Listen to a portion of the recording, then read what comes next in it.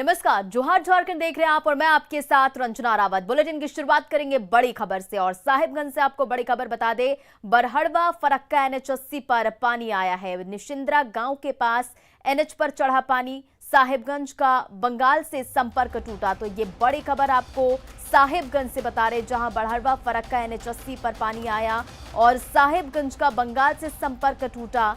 NH 80 पर वाहनों का आना जाना बंद हो गया है। तो ये तस्वीरें आप देखिए अपने टीवी स्क्रीन पर। साहिबगंज का बंगाल से संपर्क टूट गया है और NH 80 पर आवागमन पूरी तरह से बंद हो गया है। आपको बता दें कि बरहड़वा फरक्का NH 80 पर पानी चढ़ चुका है और निशिंद्रा गांव के पास NH पर आया है पानी।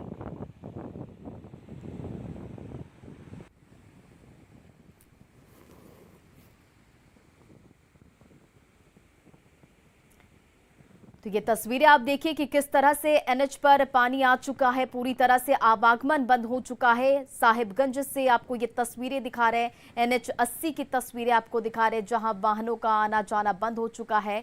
पूरी तरह से जलमग्न हो चुका है NH 80 और इससे साहिबगंज का बंगाल से संपर्क टूट चुका है। आप तस्वीरों में भी देख सकते हैं कि किस तरह से पानी NH पर चढ़ चुका है और पूरी तरह से आवागमन बाधित हो चुका है।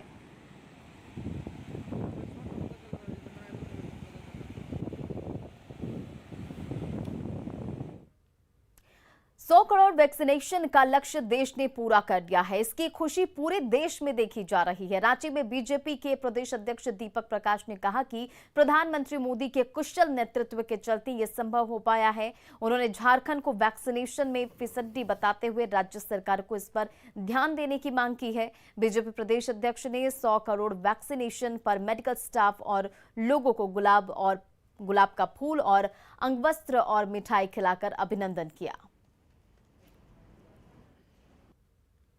आज देश के लिए ऐतिहासिक दिन है। प्रधानमंत्री जी के नेतृत्व में निःशुल्क वैक्सीनेशन का सबसे बड़ा अभियान 100 करोड़ पार देने का काम, यहाँ के वैज्ञानिकों को आभार, यहाँ के कोरोना वॉरियर्स को आभार और वैक्सीनेशन सेंटर में लगे हुए डॉक्टर्स, पारा मेडिकल डॉक्टर्स, उनके प्रति भी आभार और जिन लोगों ने वैक्सीन लिया है उनके प्रति भी धन्यवाद। हाँ, ये बात सही है और अच्छी बात है कि हमारे नेता हमारे सहयोग कर रहे हैं और मुझे खुशी हुई कि हमें हेल्थ डिपार्टमेंट में हमें सम्मान मिला है और आगे भी चाहते हैं कि इसी तरह आप लोग सहयोग करते रहिए ताकि हम लोग इस कोरोना की लड़ाई को खत्म कर सकें। 100 करोड़ वैक्सीनेशन का लक्ष्य पूरा करने को लेकर झारखंड बीजेपी में भी उत्साह की लहर है। बीजेपी प्रदेश अध्यक्ष दीपक प्रकाश ने कहा कि 100% वैक्सीनेशन के लक्ष्य को पूरा करना है और इसे लेकर बीजेपी ने भी कार्यकर्ता आगामी 3 दिनों तक अभियान चलाएंगे। इस दौरान मेडिकल स्टाफ का सम्मान किया जाएगा, वहीं वैक्सीन लेने वालों का भी अभिनंदन किया जाएगा। इस मौके पर बीजेपी प्रदेश अध्यक्ष ने बीजेपी के प्रदेश कार्यालय में मीडिया सेल का भी उद्घाटन किया।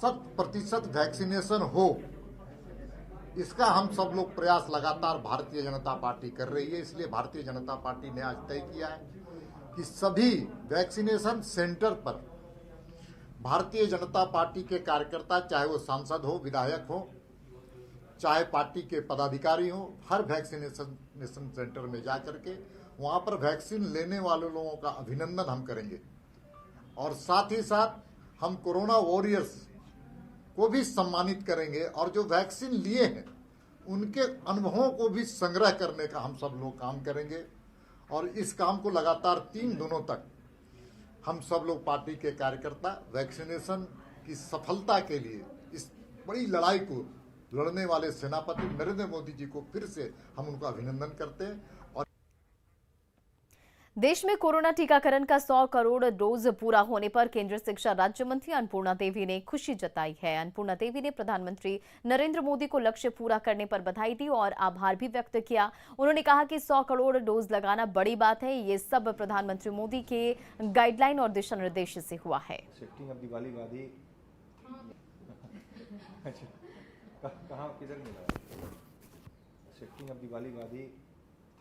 इस तरह से देशवासियों ने विश्वास जताया। आज 100 करोड़ से अधिक कोविड-19 वैक्सीन लोगों ने लिया है, तो इसके लिए प्रधानमंत्री जी को आभार, धन्यवाद।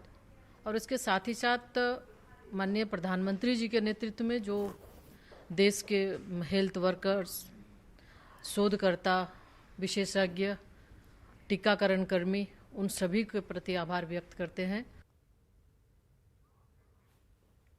आज देश में 100 करोड़ कोरोना वैक्सीन का डोज पूरा हो गया। उसके बाद भी स्वास्थ्यकर्मी लोगों को टीका देने के लिए ग्रामीण एरिया में जा रहे हैं। कई तरह की परेशानियों के बाद भी स्वास्थ्यकर्मी टीकाकरण में लगे हुए हैं।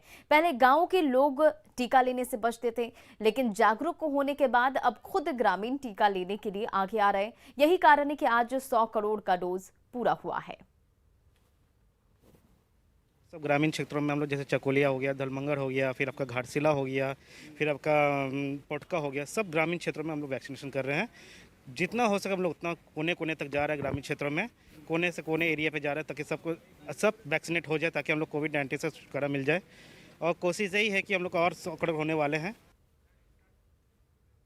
झारखंड मंत्रालय में राष्ट्रीय स्वास्थ्य प्राधिकरण के सीईओ आरएस शर्मा ने मुख्यमंत्री हेमंत सोरेन से मुलाकात की। मुलाकात के बाद आरएस शर्मा ने देश में वैक्सीनेशन का आंकड़ा 100 करोड़ पहुंचने पर खुशी जताई। आरएस शर्मा ने कहा कि आयुष्मान भारत के तहत राज्य में अच्छा काम हो रहा है। उन्होंने समय पर बिल भेजकर राशि प्राप्त करने को कहा है। आयुष्मान भारत डिजिटल मिशन कार्यक्रम है, उसमें हमें क्या क्या करना होगा प्रांत को, जिससे कि हम ज़्यादा से ज़्यादा उसका लाभ उठा सकें। उसी तरह से जो प्रधानमंत्री जन आरोग्य योजना है हमारी आयुष्मान भारत, उसमें किस प्रकार से हम लोग ज़्यादा गति ला सकते हैं। विशेषकर हमने यही बताया कि जो हमारे सरकारी अस्पताल हैं वो बहुत अच्छा इलाज कर रहे हैं, लेकिन साथ साथ जो बिल होना चाहिए आयुष्मान भारत का, वो बिल अगर रेज नहीं कर पा रहे हैं तो लॉस स्टेट का ही हो रहा है। मुख्यमंत्री हेमंत सोरेन ने नियुक्ति प्रक्रिया में तेजी लाने के निर्देश दिए हैं। कार्मिक प्रशासनिक सुधार एवं राजभाषा विभाग की बैठक में मुख्यमंत्री ने कहा कि झारखंड लोक सेवा आयोग और झारखंड कर्मचारी चयन आयोग से तालमेल बनाकर सभी विभाग नियुक्ति प्रक्रिया में तेजी लाएं। किसी भी विभाग की ओर से भर्तियों को लंबित नहीं रहने दिया जाए। राज्य सरकार की मंशा है कि ज्यादा से ज्यादा युवाओं को रोजगार मिले और नियुक्ति प्रक्रिया किसी भी स्तर पर लंबित नहीं रहे। मुख्यमंत्री हेमंत सोरेन ने कहा कि सभी विभागों से में लंबित नियुक्ति प्रक्रियाओं को एक निश्चित समय सीमा के अंतर्गत हर हाल में पूरा कर लिया जाए। इसके लिए एक बेहतर प्लान बनाकर कार्य करें, जिससे तय समय में नियुक्ति प्रक्रिया को पूरा किया जा सके। मुख्यमंत्री ने 31 अक्टूबर तक नियुक्ति और सेवा शर्त नियमावली में विसंगतियों को दूर करने के निर्देश दिए हैं।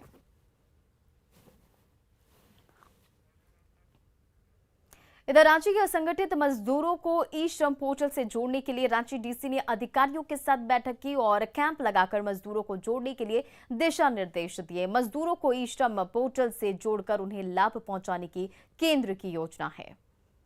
जितने भी हमारे माइनिंग सेक्टर में काम कर रहे हैं, अनऑर्गेनाइज लेबरर्स हैं, हमारे जितने भी सरकारी भी कई लोग हैं जो कि बहुत ही कम मानदेय पर काम कर रहे हैं, और एवं नरेगा के कई वर्कर्स हैं, इन सभी लोगों को वृहद पैमाने पर जोड़ने के लिए आज इनको डायरेक्शंस दिए गए हैं। ब्लॉक में भी लोगों को बताया गया है कि हर एक पंचायत में जो हमारे बीएलई उनसे संबद्ध करते हुए उनका रजिस्ट्रेशन कराएं, ताकि आने वाले समय में हम लोग 15 से 20 दिन में एक सिग्निफिकेंट नंबर पे हम लोग उसको रजिस्ट्रेशन।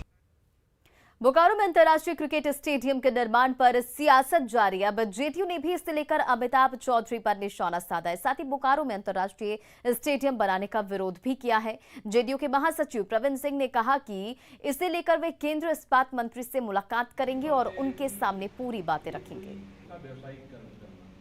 देखिए, जो स्टेडियम निर्माण में जिस तरह से जेसीए को इस्तेमाल कर रहे हैं अमिताभ चौधरी, या सिर्फ वित्तीय अनियमितता और अपने भोग विलास को एक साधन बनाने के लिए कर रहे हैं, और विधायक जो यहाँ के स्थानीय विधायक उसको साथ दे रहे हैं सिर्फ अपने व्यवसाय को आगे बढ़ाने के लिए, उससे कैसे हमको फायदा मिले, बस यही इनका मकसद रह गया। फंड आ रहा है बीसीसीआई से, उसको पूरे राज्य में इंफ्रास्ट्रक्चर के लिए नहीं लगा करके कुछ अपने हिसाब से कुछ जगहों पर वो खर्च कर रहे हैं, जो कि 24 जिला का इसमें हक है। 24 जिला में मैदान बनना चाहिए, 24 जिला में बैटिंग विकेट, टर्फ विकेट, जो भी हो, रोलर हो, खेल की सुविधाएं हो। जब बीसीसीआई आपको साल में अगर 100 करोड़ रुपए दे रहा है, तो आप जिला को क्या दे रहे हैं?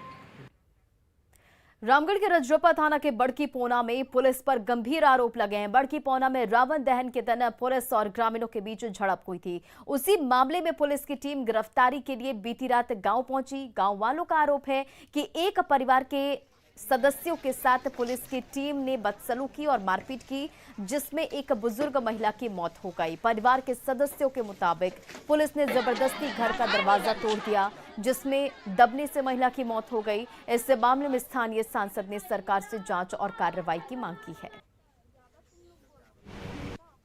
उसके बारे में बताया, काफ़ी दुखद है और इससे जो महिला की मृत्यु हुई है, दरवाज़ा तोड़ने से, दरवाज़ा खोल रही थी उसी समय दरवाज़ा तोड़ने से चोट लगा या जो भी है जांच का विषय है।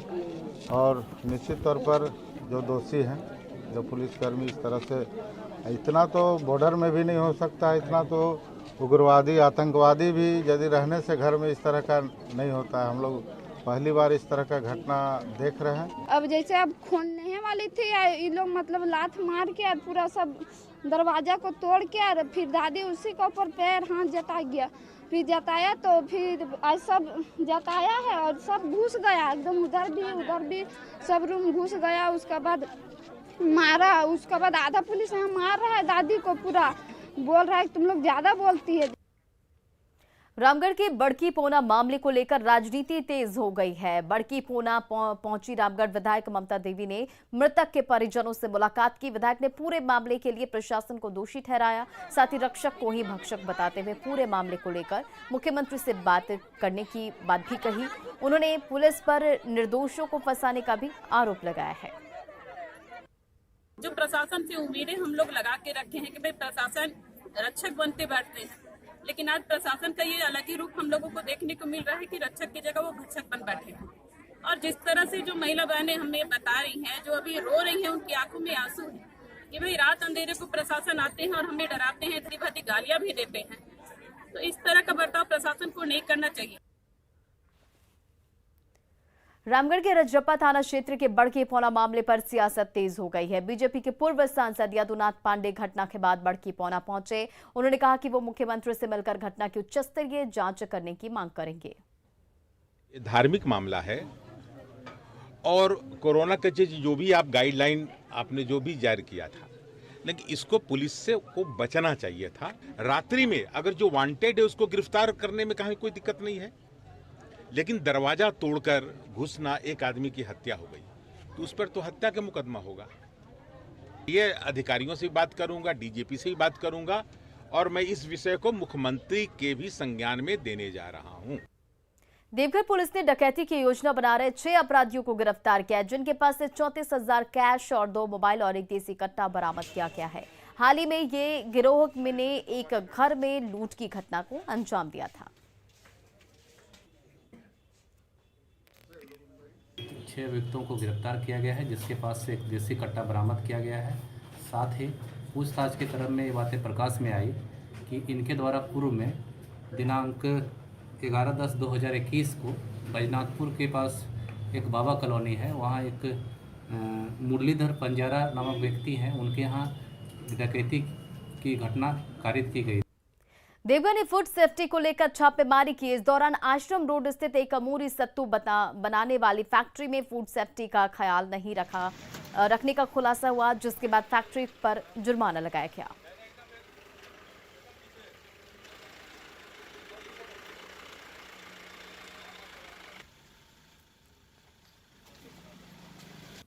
पाया गया है कि इनके पास फूड लाइसेंस नहीं है, पहली बात तो, जो कि उस एक्ट के तहत अपराध है। और दूसरी चीज़ जो मूढ़ी और ये वो बना रहे हैं चूड़ा वगैरह, तो उसमें बहुत ही अनहाइजीनिक कंडीशंस में उसको बना रहे हैं। पाया गया कि वर्कर्स जो है उसी पे चलते हैं जिसको पैक किया जाना है, और पैकेजिंग कंडीशन भी ठीक नहीं है और सराउंडिंग भी बहुत गंदी है।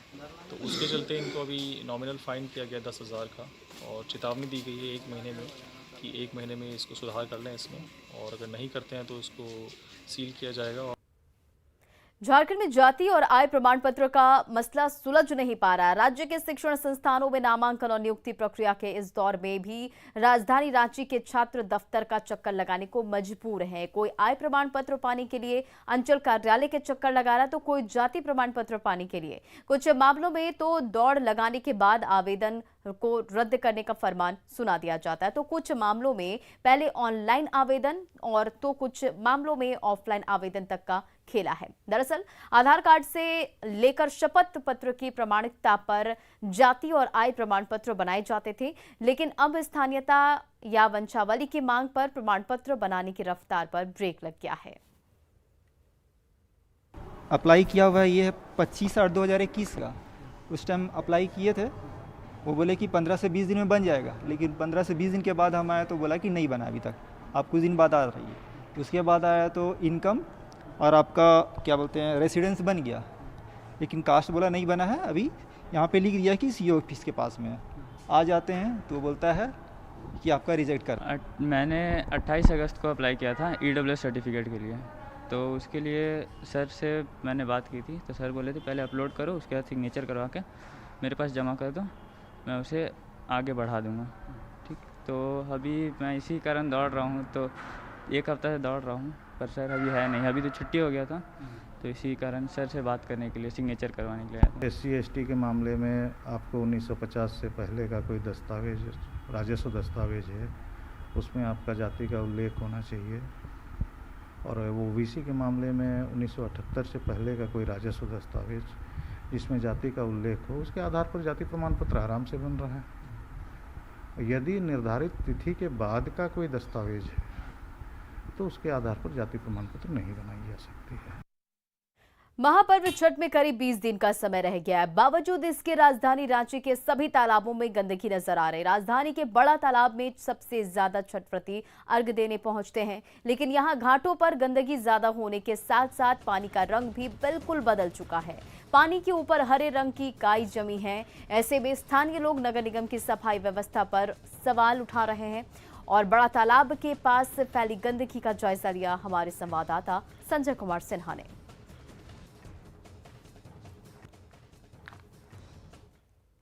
महापर्व छठ में अब करीब 2 हफ्ते का समय रह गया है, लेकिन राजधानी रांची के तमाम तालाबों में आप देख सकते हैं कि गंदगी अभी भी बरकरार है। हम इस समय मौजूद हैं राजधानी रांची के बड़ा तालाब के सामने में। आप देख सकते हैं कि बड़ा तालाब में जहां काफ़ी ज़्यादा संख्या में श्रद्धालु यहां छठ करने के लिए पहुंचते हैं, लेकिन छठ घाटों की स्थिति क्या है आप देख सकते हैं कि पानी का जो रंग है बिल्कुल हरा है, गहरी काई जमी है, साथ ही गंदगी की भरमार है। और समझ सकते हैं कि 2 हफ्ते के भीतर अगर नगर निगम आसपास जो छठ घाट की सफाई भी कर ले तो पानी को कैसे साफ किया जा सकेगा, चूँकि ये कि निरंतर प्रक्रिया है, इसे साफ करना बहुत मुश्किल होगा। और जो भी छठ व्रती और श्रद्धालु यहाँ पहुँचेंगे उन्हें कितनी परेशानी होगी। हमारे साथ यहाँ कुछ लोग हैं बात करने के लिए, हम उनसे बात करेंगे कि जो स्थिति है छठ घाट की आप देख रहे हैं वास्तव में कितनी मुश्किल होगी। देखिए, ये तालाब जो है अब ये पहले का जैसा तालाब नहीं रहा। ये श्रद्धालुओं के लिए ये तालाब था। श्रद्धालु यहाँ पर बहुत ज़्यादा संख्या में आते हैं। और क्या है कि निगम अभी क्या करेगा कि ये जो आप ऊपर में जो प्लास्टिक और जो कचरा है उसको तो ये लोग साफ़ करेगा, लेकिन ये जो पानी एकदम इसका ग्रीन हो गया है। ग्रीन मतलब क्या है कि अभी यहाँ दुर्गा पूजा की जो मूर्ति विसर्जन हुई थी, तो जो इसमें सहयोगी थे वो भी अपना शरीर में करंज का तेल लगा के अंदर जाते हैं, क्योंकि यहाँ का पानी इतना गंदा हो गया है कि इस पानी से आपको स्किन में आपको असर पड़ेगा। स्किन। और जोहार झारखंड के इस बुलेटिन में फिलहाल इतना ही। बने रहे आप न्यूज़ 18 बिहार झारखंड के साथ।